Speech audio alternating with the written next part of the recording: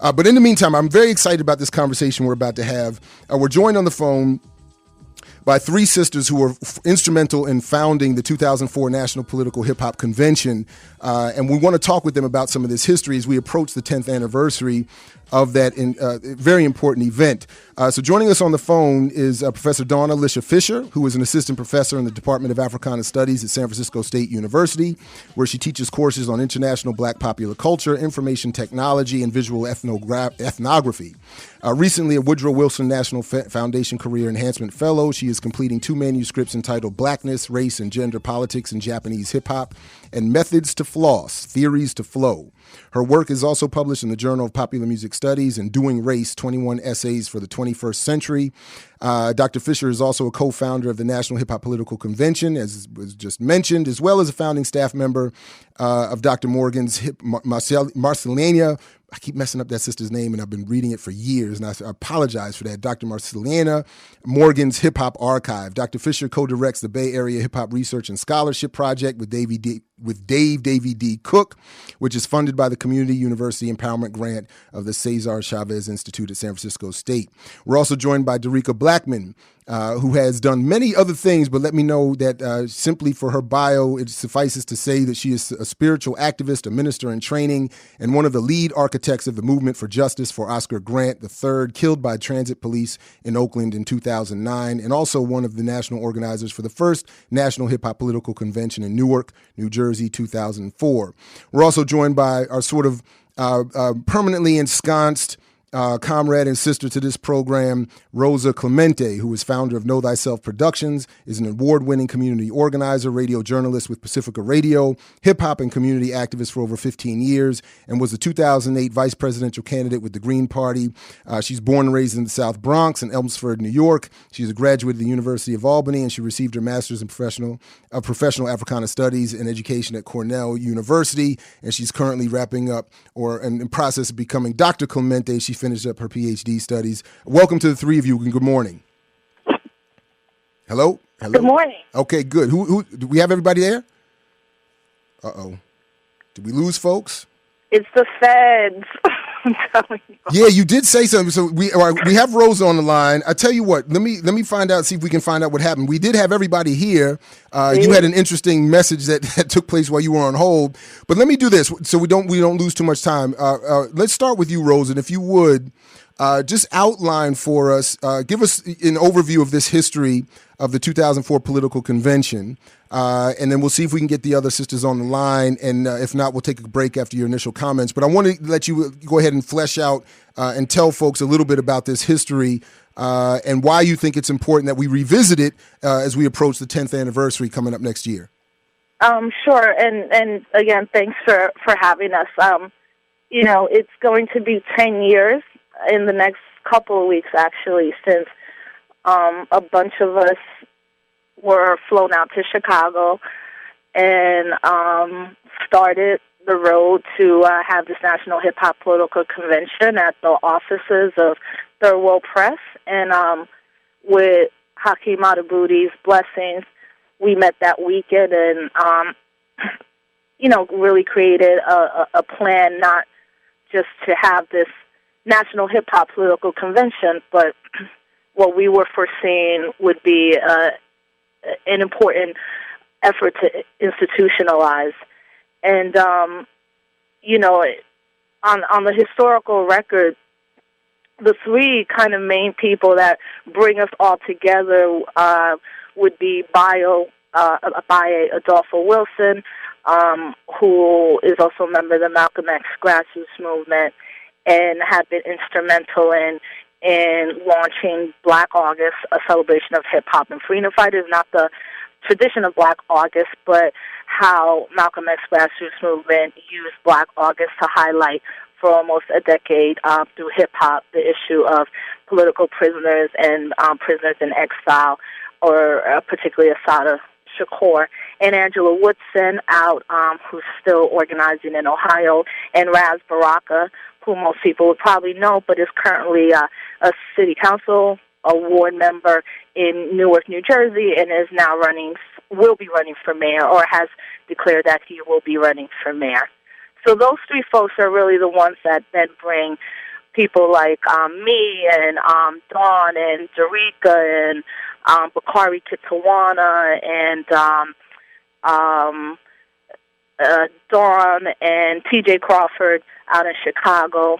Other folks like Jeff Chang come into it, and just a whole host of other people that were in that room that day in Chicago in 2003.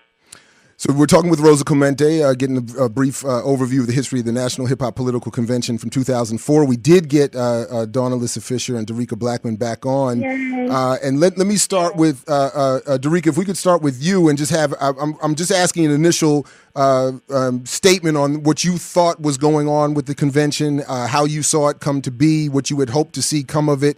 And then we'll ask Dawn to do the same thing. And before we take our next break and come back to the discussion on the other side. But please go ahead and again, welcome to the program.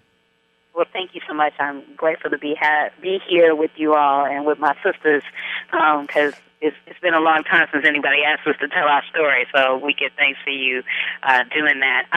For me, I think Rosa laid it out perfectly.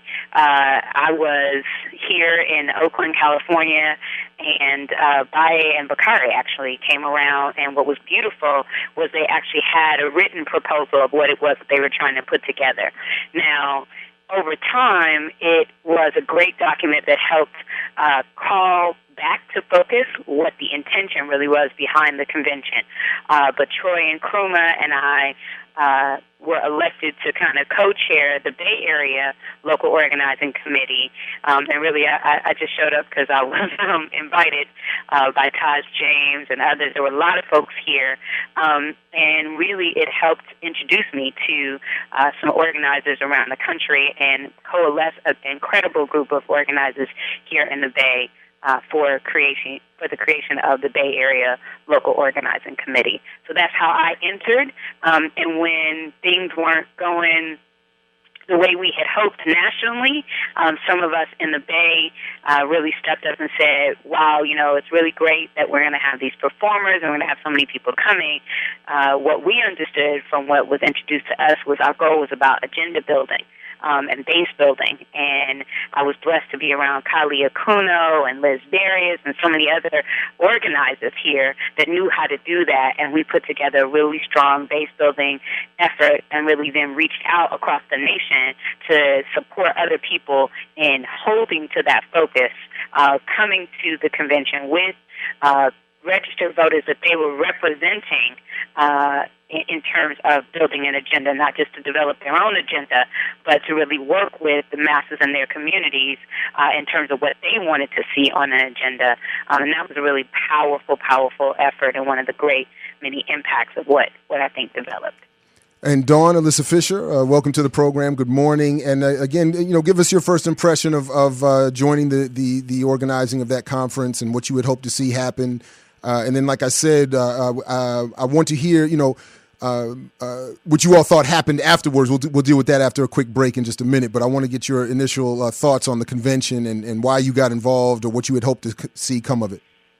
Okay, I didn't hear the beginning, but I often have a little bit of a different memory. So I remember in 2002, a number of us, under the direction of Marcelina Morgan, we hosted a hip-hop education and community activism roundtable at Harvard's Hip-Hop Archive, or Marcelina Morgan's Hip-Hop Archive, actually, that happened to be at Harvard. And there was a particular panel that included Bakari Kitawana, Raz Baraka, I think Bruce Riley, Bruce from the Coup was on that panel as well, and Michael Dawson, sociologist, was on that panel. And in that conversation, being of 2002, they were talking about the National Black Political Convention. And conversation arose about, wouldn't it be nice if there was a National Hip Hop Political Convention. And so people began, then as Rosa discussed, people began to organize, and there was this big first meeting in 2003 in Chicago, and a couple of other meetings. And when I first heard of this, I was extremely excited because my parents are activists, and I remember going up, organizing with them. and I wanted to participate to be sure that we could not reproduce some of the weaknesses of the generations before us, but also strengthen some of the things that went well. And so I remember traveling around to start different local organizing committees in different cities around the United States with a specific focus in the state that I resided in at the time, which was Florida. But it also gave me a chance to strengthen my own national network and be in contact about issues that people were going through in L.A., Atlanta, the Bay Area, as Dereca mentioned, and others, Chicago, even places in Missouri that I had, become disconnected from after moving around a lot. So I believe that there was a lot of promise there, and I remember getting the original documents with the 8-point plan and being very disappointed when the delegations that I sent in Florida came back with a 4-point plan. Up there. All right, well, let's take a quick break. I want to we'll return in a moment with our guests to talk more about what preceded, what happened with the conference, and then what folks feel happened after the conference, and precisely what Rosa Clemente has said.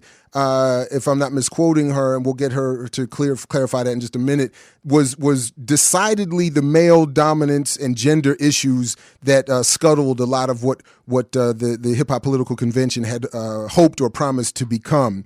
I have a couple of questions, regarding what has happened since, and we'll get to some of that and more when we continue on the other side of this quick break with the Super Funky Soul Power Hour right here on WPFW 89.3 FM. Back in just a minute. Peace. Just a little bit of J Period and Q-Tip and Nas, J Dilla, and I believe that is it Marsha Ambrosius. I forgot exactly what the sister's first name is, but Ambrosius is, I believe, her last name, singing on that track.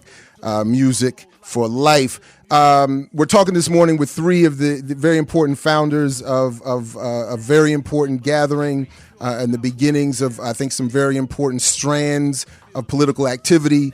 Darika Blackman, Dawn-Elissa Fischer, and Rosa Clemente join us this morning to talk about the 2004 National Hip Hop Political Convention. And I wanted to say, and I appreciate that Darika, you had some kind words, but the inspiration for this show really does come from some of my discussions primarily with Rosa.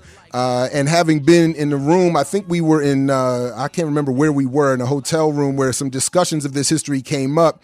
And it was it was a little bit surreal to see sort of Rosa take over the room and explain what really had gone on, that a lot of us in the room had never heard or been privy to, or perspectives that we had not been, kept up with regarding what happened there. And then, over the last few weeks, as Rosa was reconsidering the 10th anniversary, just falling into a little bit of a radio man thing, I just was like, well, let's have this conversation on the air. I've never heard a lot of it, despite having gone to the convention at least for one of the days and being somewhat involved with some of the offshoots of all these movements. I was not privy to some of that. So, Rosa, I want to come back to you if we can and have you, did I describe it, as you would say, accurately, in terms of your point about the gender issues taking over and scuttling at least some of the potential for that gathering? Well, yeah. I mean, I think people like Dawn and Dereca were there from the beginning, like some other folks. I'm always amazed at when I go to events and somebody's like, I'm a founder, and I'm like, no, you're not, because I was at every meeting. So, and I've never seen you in my life, And the thing is, I've kept every document. So I have documents that even show when particularly the Bay Area LOC was really hitting hard and trying to get amendments. Like I have what Dereca was saying or Troy. I've kept everything. But let me just read this for folks to clearly understand that from some of our perspectives, the Hip Hop Convention was not founded to run people for office.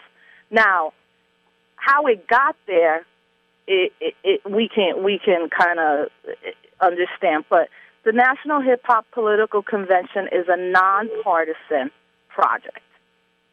Okay, so right there, it's a nonpartisan political dialogue.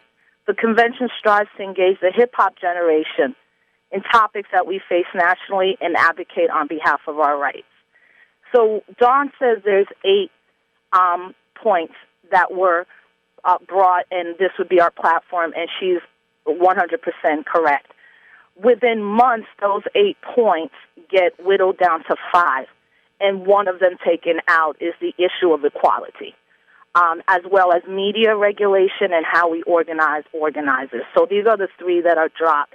And some of us who've been in meetings in Newark, New Jersey, because what ends up happening is, so we create this thing, right? And then there's the local LOCs, and groups are building, and they're really strengthening their LOCs. They're really sticking to making sure they have 50 or not more people, so we can have like these delegates and have a political convention. Again, politics is not always about voting, right? So we create that. But I think the reason I may have more of an insight is because I went to all the meetings in Newark where the convention was based. And I quickly saw at these meetings that this was becoming, for some people, an opportunistic opportunity to build themselves up. And when I begin to challenge that, immediately I'm like the only woman, but then the only person challenging the people in Newark, including other women who then begin to side with the men. So in this sense, that you're siding with men who are not keeping to the agenda. So I begin to become uncomfortable being on conference calls with people all over the country who are literally doing everything and anything to make this happen. I mean, the organizing, incredible local organizing, and the response is quick. It's like, shut up. Why are you being a bitch?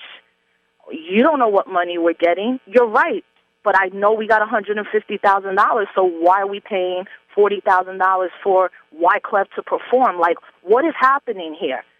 And just by nature of questioning, and let me be fair to Bakari Kitsawana. Bakari was at a lot of these meetings, and he was pushing back on some of this so-called leadership.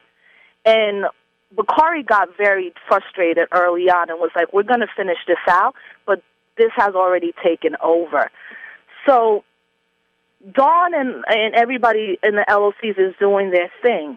And me and Darika have talked about how, particularly because we as sisters weren't communicating for various reasons, the story that was getting passed down to the LOCs was Rosa and somebody else is making it really hard, or they're trying to not have this happen, or they're acting against the interest, where in fact we were acting for the interest, and we become the, quote, minority in that group, and people begin to leave the leadership and not start showing up to meetings in Newark. And mind you, this is even before the first convention is on the ground. So that's kind of like the history that I'm just privy to, again, because I was in Newark at all these meetings. I was fighting with a couple of the leaders just on the basis of, like, we should not be spending money for Wyclef. We should not be spending money for security. We shouldn't be giving Homeland Security. They were billing us because people wanted to have this concert, this hip-hop concert, and at that time Homeland Security was in Newark, and people wanted a line budget item of like $40,000 to go to Homeland Security so they could erect a fence around the concert, which some of us were like, that in itself is problematic, you know? So that's just kind of the beginnings of the crumbling, really on the internal level, that then quickly seeps up to the LOCs, who are actually doing the work that they said they were going to do, and who, if it wasn't for the LOCs, there would have been nobody at that convention in Newark. We're talking with 3 of the founders of the National Hip Hop Political Convention in 2004, right here on the Super Funky Soul Power Hour, most importantly on the at least temporarily still liberated masses medium of WPFW 89.3 FM. I'm not down with the Clear Channel thing. I'm not down with what management in Pacifica is doing, and I'm down with all the people who are struggling, some of whom are going to meet tomorrow at 9 a.m. at Tacoma Station, and I want to keep that front and center. We want Bob Daughtry back. I want Luke Stewart involved with programming as well. Just some of the things I'm concerned with. Our general manager is not doing his job in terms of what the station needs and what this community needs, and is serving serving what are now turning into more and more corporate interests at the national Pacifica level. And I'm not down with that. And I just want to remind everybody of that as well as we continue with this discussion with Rosa Clemente, Dereca Blackman, and Dawn-Elissa Fischer.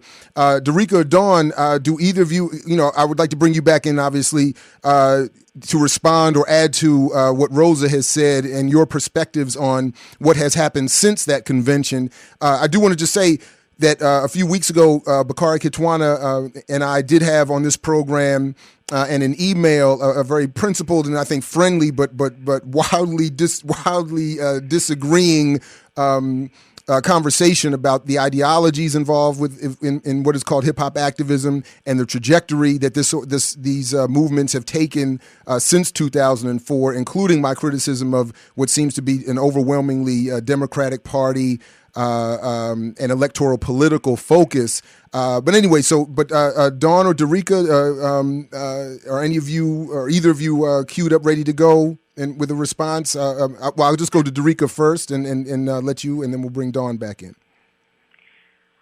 Well, a couple things I want to clarify. One is I do not consider myself a founder of the National Hip Hop Political Convention, so I want to clarify that. I consider myself a foot soldier in the sense that, I heard the message when Bakari and Baye came around to Oakland, and like Rosa described, I was one of the LOCs that got busy. We were like, oh, okay, so our job is to organize our local community. Now, I'm in the Bay, so it's a lot easier to do that. I had the benefit of an amazing group of organizers at Baylo, but one of the things that I did get a chance to witness was some of the dissension and disorganization that was happening among the founders, because after a while, I was taking direction from increasingly narrow national leadership. So there really were only 2 people or 3 people who I was getting my direction from, and sometimes I was explicitly told, don't talk to these other people because of what Rosa described, and we found this out later. These people are trying to sabotage, or these people are, and they're not doing any work, and it was that kind of, divide and conquer sort of message. But at that time, I had already committed my local resources and my local folks. I mean, we were raising money and organizing people and, really doing, very thorough base building in our community, getting people organized. We had people registering to vote, not because we were concerned about the presidential election, but because 3 strikes was on the ballot here. And, so we were really actively involved. But when we would get on the national phone calls, people were talking to us, as Rosa described, about who was performing. And sort of one of my prouder moments is later I found out there was a call that I was on a conference call, and I asked probably about 20 different questions about the voting process and how were we going to adopt the agenda and how many LOCs had, done what they were supposed to do to be qualified to vote and all of these questions. And I was told that when I got off the phone, Roz Baraka turned to the folks in the room and said, she's not coming for the concert.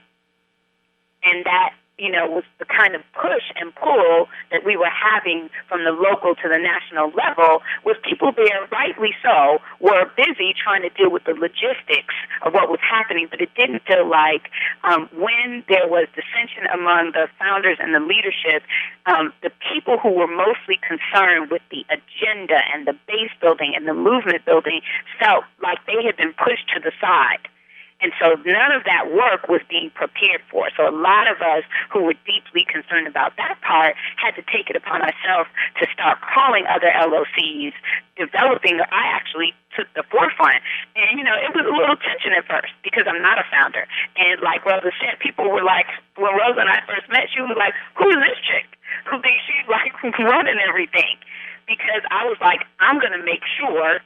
I remember having one of the founders come to me who hadn't been following any of the protocol for getting an amendment or an agenda item onto the floor and being like, well, this is what we're getting ready to put forward. And I was like, I will walk out if you bypass the process that we created so that you can get in because you got an interview later and somebody wants to talk to you about, your agenda. So I'll stop there because, as we all know, we can go into this for a long time. Well, Dawn-Elissa Fischer, let's bring you into the conversation that we're having on the Super Funky Soul Power Hour on WPFW about the 2004 National Hip Hop Political Convention. Please jump in. There's so much to say. I think one of the things I'd like to co-sign on what Rosa and Darika were talking about. But I think for me personally, and a number of other women in this movement probably reflect one of my experiences, is that I learned to maybe speak up more, be less silent, be less quiet. Because I remember talking with people later that about conference calls and meetings that I was present at, but people didn't remember that, and that's partially because I was running around doing all kind of other work, getting things together. And I want to bring that up because I put my dissertation on hold while I was doing a lot of this work for the first convention. And I remember talking a lot with my mentors about this choice and a number of different and what the long-term view would be. And I remember when I first started teaching at Laney Community College in Oakland, California, and I was teaching Eyes on the Prize, and I was sitting there with my students and, seeing it again, and looking at it over again in a teaching way, looking at all the women that we see that are not specifically highlighted, and we don't know their names. And so I personally, whenever I would talk with much of the leadership, not just the artists involved, but a number of the activists, a number of the academics that came together to work on these efforts, I would often criticize the lack of equal female representation, and then when female representation was present, how voices were silent, marginalized, and so forth. And so I remember one of the best responses that I got in advice on this issue actually came from Chuck D after the 2006 convention, where I was asked for some names for something. I think this is right when this was around the time, Rosa, when you were on his radio show back in the day. And I remember we were leaving to go to the airport or something like that. And I prior to the interview that he did with you, I had given some names for him to interview around the 2006 convention, and I wanted it to be all women names that he had chosen of the list of names, trying to be democratic of the list of names. And Chuck said back, well, then next time, just give me women's names. And so, I mean, that was a very helpful strategy, in that leaving decisions of equity and choice to, without being specific and strategic about it, won't always end up with solutions or effects that reflect equity and choice. So I think I learned a lot as an organizer in that, even though I thought I didn't have much to learn. And it helped, the whole process helped me to speak up and to document. And as a teacher, it's neat to go through all of the different documents to see what happened. And it's, in hindsight, it's 2020, but to see how issues of gender equality, sexuality equality, and media justice were specifically whittled down in a relatively short amount of time, it was salient. It's salient. Yeah, and I think what's important, right? Because we're all women, is that I think certain men in that organization knew how to manipulate, because they don't have principles and ethics. And I'm not going to name their names because they know who they are, and they'll be named in the book. Because the one thing that I learned as well from my mentors, especially Richie Perez, is you keep everything. And I mean, I have audio transcriptions of some of these phone calls where certain brothers were just sexist and misogynistic, and the next day would be speaking about the Queens and the Revolution, and, it was so surreal. And what happens is we find this thing in 2003, and by 2004, when we all get to Newark, the women are distrustful of the women, right? So here's Dereca doing amazing work in the LOC in these areas, and Dawn doing great work, and Angela doing great work, and then we're in these rooms together, and we're fighting for certain agenda items, especially the one around gender and equity, and we begin to see each other as the enemy because we hadn't even spoken. And also, as Dawn said, some of us literally put our lives on hold. Dawn put her dissertation on hold. I know Darika put her own personal work on hold to make sure that everybody that was attending the LOC could get to Newark from California. And on the day of the convention, personally myself, I was in the hospital in New York. I was pregnant at the time and very, very sick. And I was in the hospital, and I got a call from one of the main leaders of the organization, who I swore was happy that I was in the hospital and about not to be able to come to the convention. And I told the doctors, sign me out. And they wouldn't. I took the IV out my arm, and my husband drove me to Newark, Justice, because I was like, there is no way, whatever, God gave me the strength, because after that weekend I was back in the hospital.